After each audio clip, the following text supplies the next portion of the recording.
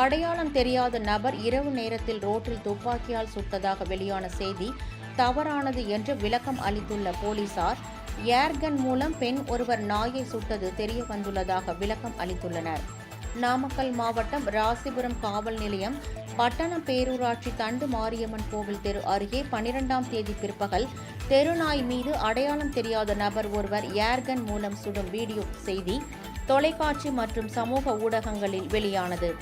இது தொடர்பான விசாரணையில் அந்த நபர் பட்டணத்தைச் சேர்ந்த வினோத் மனைவி தேவி என அடையாளம் காணப்பட்டுள்ளனர். வெறிநாய் ஒன்று தங்களது குழந்தைகளை கடிக்க வந்ததற்காக அவர்கள் உள்ளூர் நபரிடமிருந்து ஏர்கன் ஒன்றை கடன் வாங்கி அந்த நாயை நோக்கி சுட்டதாக தெரிய வந்துள்ளது. அதனால் அந்த நாய்க்கு எந்த பாதிப்பும் ஏற்படவில்லை.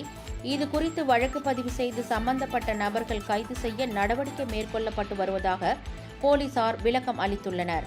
மேலும் இது சம்பந்தமாக தவறான தகவல்களை பரப்ப வேண்டாம் என்று நாமக்கல் மாவட்ட காவல்துறை சார்பாக கேட்டுக் கொள்ளப்படுகிறது.